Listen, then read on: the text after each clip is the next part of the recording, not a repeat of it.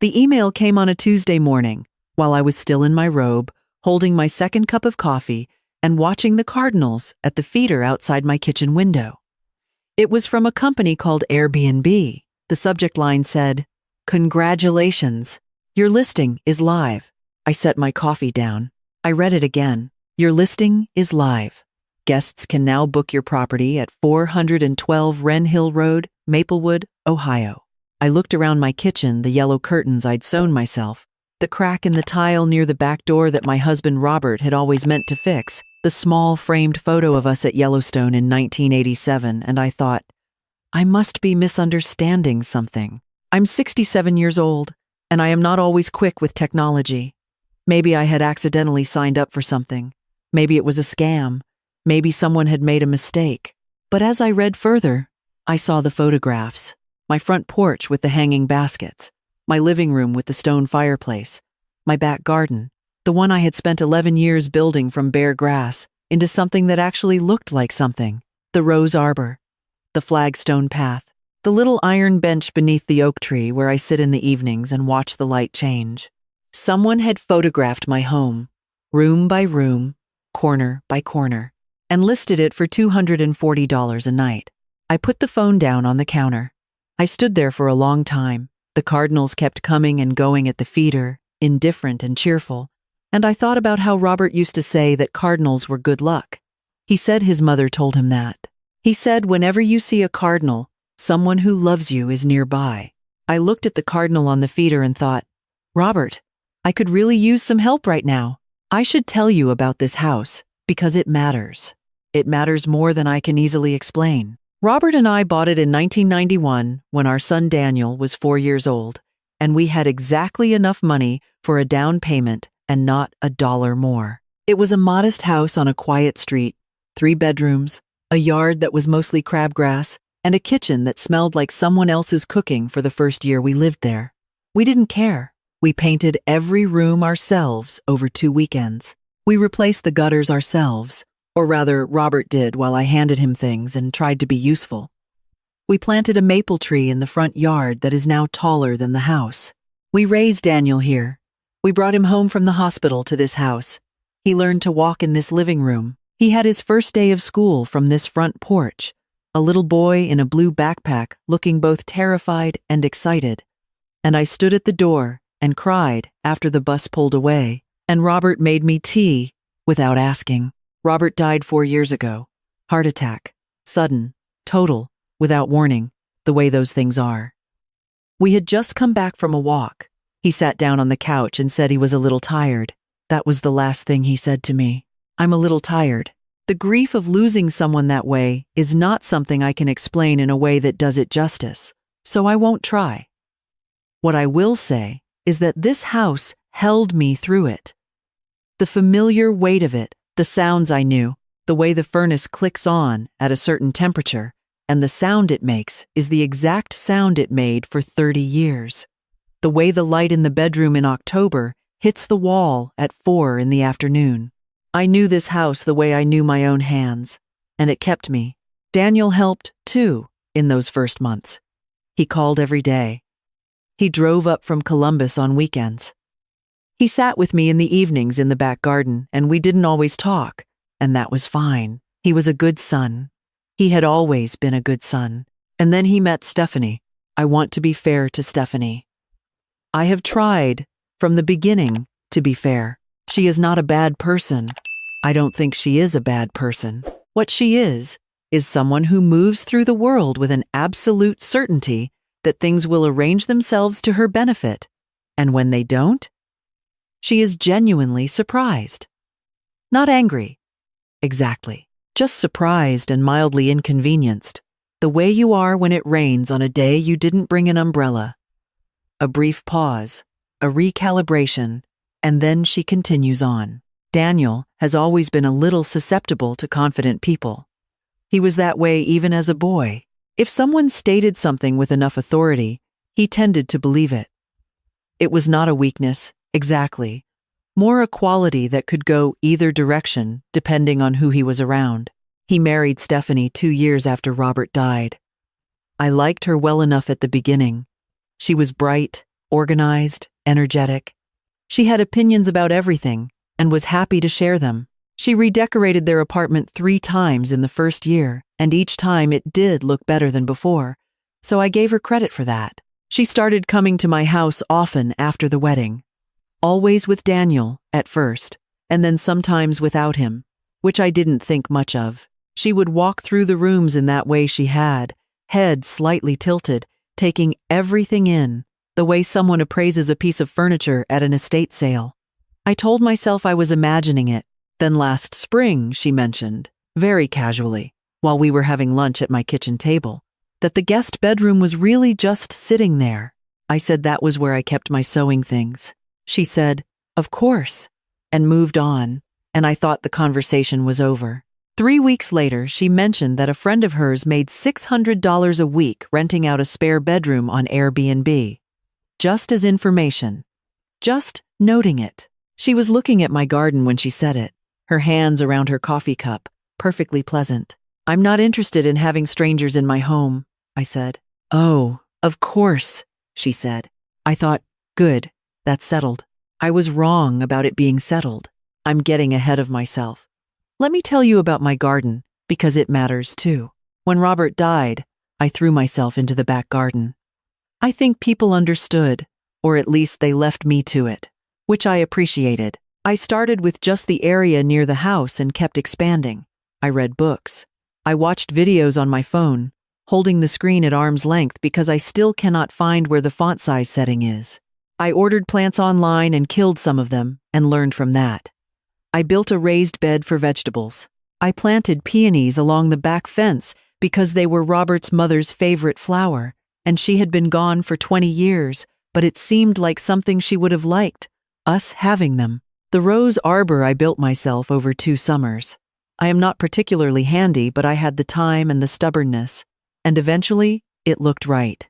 There are climbing roses on it now, a variety called New Dawn, pale pink, with a scent that on the right morning can stop you in the middle of walking and make you forget what you were doing. The garden became mine in a way that even the house, for all its history, hadn't quite been. The house was Robert's and mine. The garden was where I had gone alone and made something. I am telling you this so you understand what was in those photographs. So you understand what it meant to me that someone had walked through my garden with a phone camera. I did not call Stephanie directly. I know some of you will say I should have. I called Daniel. He answered on the second ring, cheerful, mid-morning, the sound of an office in the background. "Hey, Mom, what's up?" I told him about the email. I read him the subject line. I told him about the photographs. There was a pause. "Oh," he said. Just, "Oh, not, what, that's impossible. Not, are you sure? Not, I'll call her right now. Just, oh," I said. "Daniel, did you know about this?" Another pause. Longer this time. She mentioned she was going to look into it. I didn't know she had actually. I thought she was just, she listed my house. Daniel. I know. I can see that. I'm sorry. I'll talk to her. I need it taken down today. Yes, absolutely. I'll handle it. He said he would handle it. I believed him. I want you to know that I believed him, because that matters for what comes next. I waited 2 days. The listing did not come down. I went to the Airbnb website myself and looked it up. It was still there. Wren Hill Road, Maplewood, Ohio. Entire home, 3 bedrooms, 2 baths, charming garden property, the description said, with lush landscaping and a peaceful outdoor space perfect for relaxing. The host name said, Stephanie W. There were already 3 reviews, which meant there had already been 3 guests, which meant Stephanie had been running this for some time before I found out. I sat with that for a moment. I had strangers sleeping in my guest bedroom, strangers walking in my garden, strangers sitting on the iron bench under my oak tree. My son knew, or should have known, and said nothing. I thought about the cardinal at the feeder. I thought about Robert, who was practical above most other things, who would have sat down with a yellow legal pad he always thought better with a legal pad and listed out the steps. So that's what I did. I got a yellow legal pad from the drawer in the study. I sat down at the kitchen table, and I started writing. The first person I called was Patricia, who has been my closest friend for 31 years, and who spent 22 of them working as a paralegal before she retired.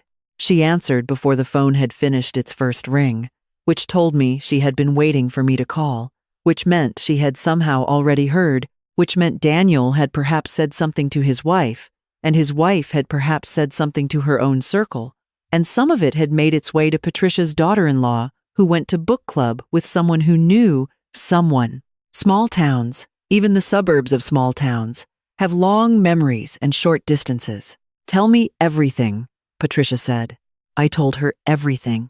When I finished, there was a brief silence, and then Patricia said, in the careful, neutral voice she used when she was choosing her words precisely, "You need to call an attorney. Today." "I know. Not tomorrow.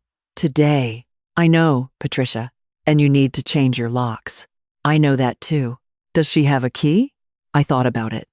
The spare key. The one I kept on a hook by the back door.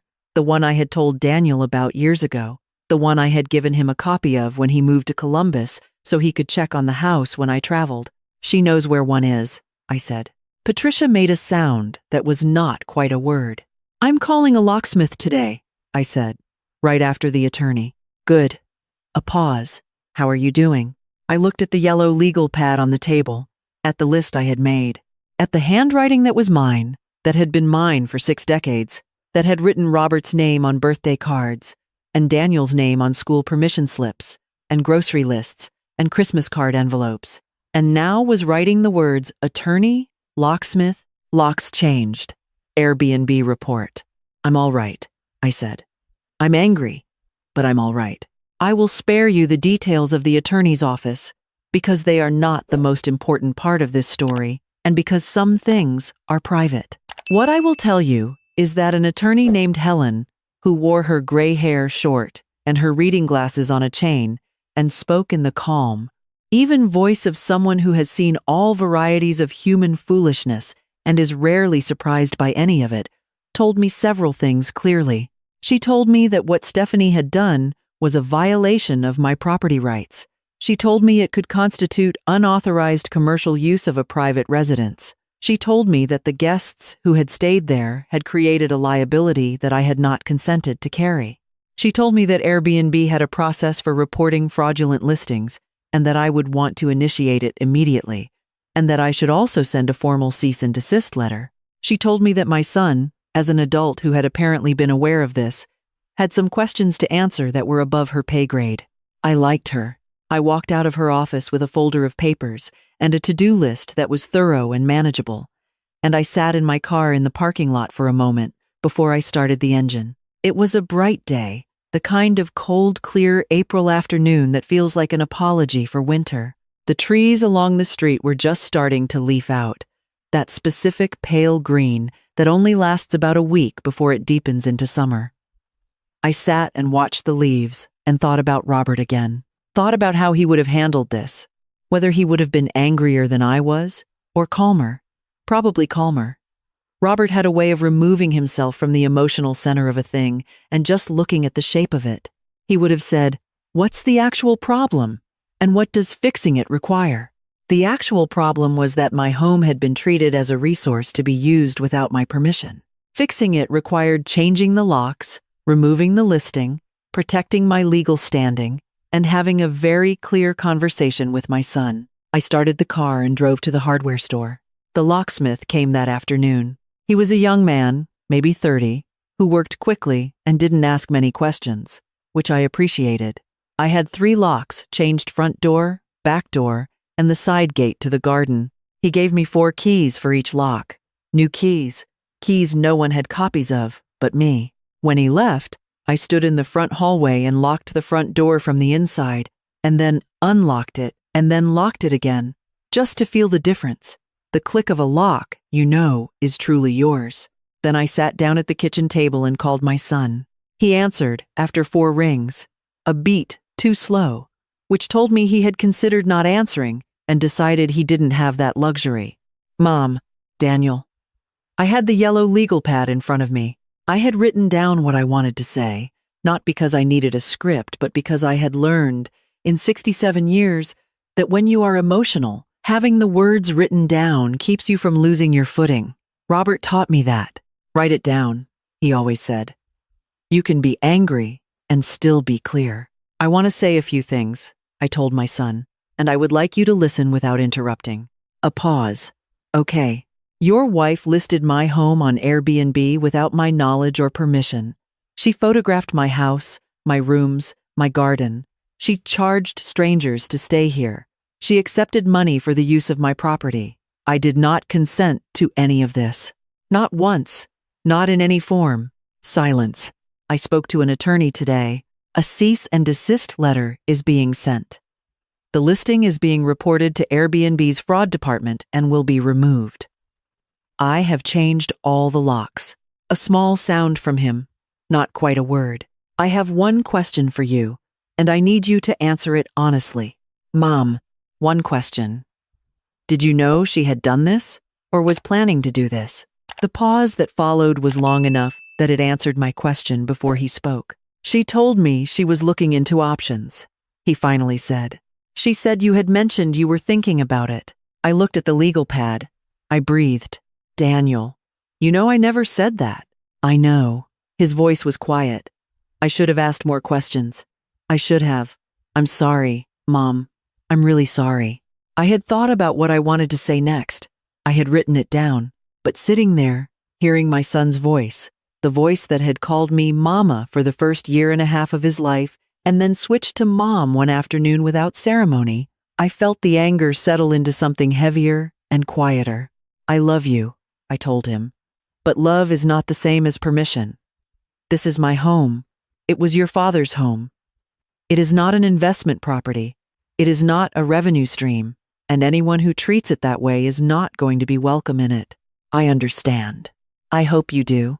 I really hope you do. Stephanie called that evening. I let her leave a voicemail. I have found, over the years, that voicemails are honest in a way that live conversations aren't always. When people know they have to leave a message, they say what they actually mean, without the back and forth that lets them adjust and redirect. You hear the first instinct. Stephanie's voicemail said, "Hi, Margaret. It's Stephanie. Daniel told me what happened, and I really thought you had been thinking about it. I thought there was interest, and I got excited and got ahead of myself. I really am sorry if this upset you. Call me when you can. If this upset you." Not, "I'm sorry for what I did," but, "I'm sorry if this upset you." The difference matters. The first is an acknowledgement. The second is a condition. I did not call her back that night. I made dinner instead. Pasta with olive oil and garlic and some of the cherry tomatoes I had canned from my own garden last August. I ate at the kitchen table with the news on low in the background. And after I washed the dishes, I sat in the back garden in the last of the light with my coat on, the way I do in the evenings, when the season is between things and you have to decide whether you are still in spring or already in early summer. The garden was full of the sounds it makes at dusk, the robins doing their final rounds, the creak of the fence in a light wind, somewhere down the street a dog being called inside. The roses on the arbor were just coming into bud, tight and small and very green, with the faintest blush of pink at the tips. I thought about what Patricia had said, after all the practical things, before we hung up. She had said, "You know you're going to have to decide what this means for how things go forward." She meant with Daniel, she meant with Stephanie, she meant with the question of who has access to what, and on what terms. I had been thinking about it since she said it. I called Helen, my attorney, 2 days later, and I told her I wanted to make some changes to my will. I want to be clear about this. I did not do it out of spite. I have never believed that wills and inheritances should be used as weapons, as threats, as tools to control people while you're still living. Robert and I had talked about this in the way you talk about things when you've been married long enough to talk about everything. We agreed that what we had built should go to Daniel, and we had set it up that way. But sitting with my attorney and looking at the documents, I found myself thinking about something Patricia had said once, years ago, in a different context. A will isn't about punishment, It's about your intentions being honored. My intention was that this house would go to Daniel, who was raised in it, who I loved, who I wanted to have it. My intention was not for this house to become a commercial rental managed by someone who had already demonstrated that she was willing to use it without asking. Helen helped me set up a provision in the will that placed the property in a family trust with specific conditions about its use. If Daniel inherited it, it would come with a clear prohibition against commercial rental. It would also include an estate manager, Patricia, who had agreed to serve to ensure the conditions were honored. It was not disinheriting my son. It was protecting what we had built, the way Robert would have wanted it protected. When I told Daniel about it, not to punish him but because I felt he deserved to know, he was quiet for a moment. "I understand," he said. "It's still yours," I told him. "Everything your father and I built is still yours. I just need it to be safe." "I know." A pause. "Mom," I talked to Stephanie. "All right, really talked. Not the way I should have been doing. I should have asked more questions from the beginning. She has some ideas about things that I've been going along with because it seemed easier. That's not fair to you." I sat with that. "I appreciate you saying that," I said. "I mean it. I know you do." I looked out the window at the maple tree in the front yard, the one we planted when Daniel was small, the one that is now taller than the house. "Come visit soon. Both of you, if she wants to. I'm not shutting the door. I just need the door to be mine to open." The Airbnb listing came down on a Thursday afternoon, 11 days after the email that started all of this. I got a confirmation email from their trust and safety team, and I kept it in a folder in my email, which I have labeled, "With some satisfaction, resolved." The spring went on. The roses on the arbor opened, exactly as they always do, the new dawn variety unfurling from those tight green buds into something wide and generous and almost embarrassingly beautiful, the scent reaching clear to the back door on still mornings. I spent an afternoon in late May doing the kind of pruning that looks destructive while you're doing it and correct 2 weeks later. I planted zucchini in the raised bed, which I always do, knowing I will end up with more zucchini than I know what to do with, which I always do anyway because I like zucchini and I like giving vegetables to the neighbors. Patricia came over for lunch one afternoon in June, and we sat at the patio table under the oak tree, and she told me I looked better than I had in a while. I told her I felt better than I had in a while. There is something clarifying about having stood up for yourself. Not triumphant, exactly. Not like you've won something. More like you've remembered who you are. After a period of not quite being sure, Daniel and Stephanie came to visit in July. Stephanie was quieter than I had seen her. Not subdued, not punished looking, just quieter. She asked if she could walk through the garden, and I said yes, of course. I watched her from the kitchen window as she walked the flagstone path, pausing at the rose arbor, bending to look at something near the peony bed. I don't know what she thought. I don't know what she was feeling. What I can tell you is that she came back inside and said, "Your garden is really something, Margaret."